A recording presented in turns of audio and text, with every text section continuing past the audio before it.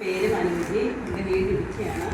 ഞാനിവിടെ വന്ന സമയത്ത് എനിക്ക് അലർജിയുടെ പ്രശ്നമുണ്ടായിരുന്നു. പിന്നെ ഇയർ ബാലൻസിൻ്റെ പ്രശ്നം. അലർജി എന്ന് പറഞ്ഞാൽ പാല്, AC, പൊടി, ഈ തേയില ഇവിടെ ഒന്നും തൂക്കാനൊന്നും നമുക്ക് അതൊന്നും പറ്റില്ലായിരുന്നു. പിന്നെ വെയിറ്റ് വന്നത് അലർജിയുടെ മെഡിസിൻ 2010 അലർജി സ്റ്റാർട്ട് ചെയ്തു. അറിയില്ലായിരുന്നു, ഇടയ്ക്ക് വരും പോകും അങ്ങനത്തെ ഒരു ഇതായിരുന്നു. പിന്നെ കുറേ നാൾ അങ്ങനെ തന്നെ പോയി. പിന്നെ 2014 മെഡിസിൻ സ്റ്റാർട്ട് ചെയ്തപ്പം മോണ്ടാക്കിൽസി എന്ന് പറഞ്ഞൊരു ഇതാണ് കഴിച്ചുകൊണ്ടിരുന്നത്. അപ്പോൾ അലർജി ഒരു ദിവസം പോലും നിർത്താൻ വേണ്ടിയിട്ട് പറ്റില്ല. ഇന്നിപ്പം ഒരു 7 മണി വരെ ഓക്കെയാണ്, ഇന്ന് കഴിക്കണ്ട എന്ന് പറഞ്ഞിട്ട് കിടക്കും. കുറച്ച് കഴിയുമ്പോഴത്തേനും ഭയങ്കര ബുദ്ധിമുട്ടായിരുന്നു. പിന്നെ അത് എല്ലാവരും പറയും ഇത് ശരീരത്തിന് ഒരുപാട് എഫക്റ്റ് ചെയ്യുന്ന മെഡിസിനാണ്, അത് നിർത്തണമെന്ന്. അതിനിടയ്ക്ക് ശ്വാസം മുട്ടൽ ആണ് ഇൻഹേലർ എടുക്കുന്നത്. ശ്വാസം മുട്ടൽ എന്ന് പറയുമ്പം ഇവിടെ വരുന്നതിന് മുമ്പ് നമ്മൾ ഒരു അവയർനെസ് ഇല്ലല്ലോ. അപ്പോൾ ഇതെന്ന് പറയുന്നത് കണ്ടിന്യൂസ് ആയിട്ട് നിൽക്കുന്ന പാരമ്പര്യം മൂലമുണ്ട് വരുന്നതാണ്. അങ്ങനെയൊക്കെ അപ്പയുടെ പെങ്ങൊക്കെ ഉണ്ട് ശ്വാസം മുട്ടൽ. അപ്പോൾ എല്ലാവരും പറയും അവരുടേതാണ് അങ്ങനെ വരുന്നതാണ്. അപ്പോൾ ശ്വാസം മുട്ടൽ അതുപോലെ കളിയാക്കും എല്ലാവരും. എൻ്റെ ശ്വാസം മുട്ടൽ എന്ന് പറയുമ്പോൾ നിത്യം ഒരു രോഗി എന്നുള്ള ആ ഒരു ഇതിനെങ്ങനെ പറയും. അപ്പോൾ ഞാൻ ശ്വാസം മുട്ടൽ പോലെ തന്നെയാണ് വരുന്നത്, പക്ഷേ അലർജിയുടെ പ്രശ്നമാണ്. അങ്ങനെ വന്ന സമയത്ത് ഇത് കഴിച്ച് മെഡിസിൻ എങ്ങനെയാണ് നിർത്തുന്നത്. അതുപോലെ മെഡിസിൻ കഴിച്ച് വന്നപ്പോൾ വെയിറ്റ് ജോലി ഉണ്ടായിരുന്നു. അപ്പോൾ ജോലിക്ക് പോക്കും വീട്ടിലെ ജോലി അവിടുത്തെ ടെൻഷൻസ് എല്ലാം കൂടി ആകുമ്പോഴത്തേനും ഭയങ്കര ഒരു ബുദ്ധിമുട്ടാണ്. ഈ അടുക്കളയിൽ എനിക്ക് വേണ്ടിയിട്ട് മാത്രം ഒരു ചെയർ ഞാൻ ഇട്ടിട്ടുണ്ട്. എന്നാൽ കുറച്ച് നേരം ജോലി ചെയ്യും, പിന്നെ പോയി ഇരിക്കും. അപ്പം അടുക്കളയുടെ വാതിലിൻ്റെ അവിടെ പോയി ഞാനിങ്ങനെ ഇരിക്കും. അവിടെ ഇരുന്നിട്ട് ഇങ്ങനെ നിൽക്കും, എന്തെങ്കിലും എൻ്റെ ബോഡി, എൻ്റെ ശരീരം ഇപ്പം ഞാൻ നിൽക്കുന്നില്ല ഈ ഒരു അവസ്ഥയിൽ എന്തെങ്കിലും ഒന്നാവുമോ, ഇവിടുത്തെ ആ ഒരു അവസ്ഥയ്ക്കൊക്കെ മാറ്റം ആവാൻ വേണ്ടിയിട്ട് പറ്റുമോ എന്ന് ചിന്തിക്കുകയല്ല, കരയെന്ന് പറഞ്ഞാൽ വെയിറ്റ് ഈ ഒരു അസ്വസ്ഥത എന്ന് പറഞ്ഞു കഴിഞ്ഞാൽ ചിന്തിക്കാൻ വേണ്ടിയിട്ട് പറ്റത്തില്ല. അതുപോലെ ഒരു ഭയങ്കര ഒരു ബുദ്ധിമുട്ടാണ്. പക്ഷേ ഇവിടെ വന്നതിന് ശേഷം ഞാൻ വന്ന സമയത്ത് മെഡിസിൻ എടുക്കുന്നുണ്ടായിരുന്നു.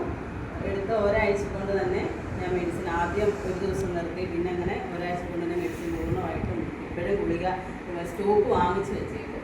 അപ്പോൾ ഞാൻ നോക്കുമ്പോൾ ഒരു മാസത്തെ ഒരു 10 ദിവസത്തെ ഗുളികയ്ക്ക് ആദ്യം സ്റ്റാർട്ട് ചെയ്ത സമയത്ത് 165 രൂപയായിരുന്നു. ഇപ്പോൾ അത് 200 സംതിങ് രൂപയാണ് ഗുളികയ്ക്ക്.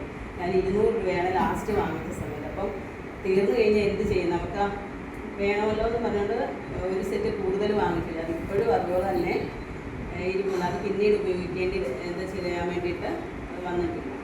പിന്നെ ഏറ്റവും മെയിനെന്ന് പറഞ്ഞു കഴിഞ്ഞാൽ ഇതേമാതിരി നിൽക്കാൻ വേണ്ടിയിട്ട് സ്വപ്നത്തിൽ പോലും ഞാൻ വിചാരിച്ചാൽ ഇങ്ങനെ നിന്ന് ഫ്രീ ആയിട്ട് എൻ്റെ ഹെൽത്ത് ഈ ഒരു രീതിയിൽ ഞാൻ ഇന്നിങ്ങനെ സംസാരിക്കുമെന്ന് ഒരിക്കൽ പോലും ഞാൻ ചോദിച്ചിട്ടുണ്ട്. ഞാൻ ദൈവത്തോട് എന്തെങ്കിലും ഒരു ദിവസം ഒരേ ഒരു ദിവസം ഞാൻ ചോദിച്ചിട്ടുണ്ട്. ഇവിടെ വന്നിട്ടിപ്പോൾ 1 വർഷം കഴിഞ്ഞ് വന്ന് ഒരാഴ്ചക്കുള്ളിൽ തന്നെ ഈ ഒരു രീതിയിലാവാൻ വേണ്ടിയിട്ട് പറ്റി. അതുപോലെ തന്നെ ജോലിക്ക് പോകുന്ന സമയത്ത് മീറ്റിങ്സും കാര്യങ്ങളൊക്കെ പോകുന്ന സമയത്താണെങ്കിലും നമ്മൾ റൂമൊക്കെ എടുക്കുന്ന സമയത്ത് എല്ലാവർക്കും AC വേണം, ഫാൻ വേണം.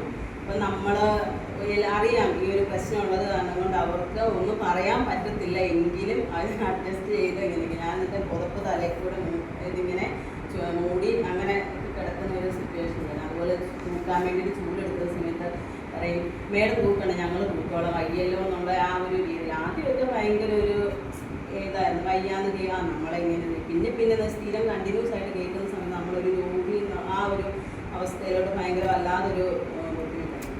ഇവിടെ വന്നു ദൈവാനുഗ്രഹം ഇവിടെ എത്തി സാർ എന്ത് പറഞ്ഞു അതേമാതിരി തന്നെ എൻ്റെ ആഹാര രീതിയിൽ മാറ്റങ്ങൾ വരുത്തി.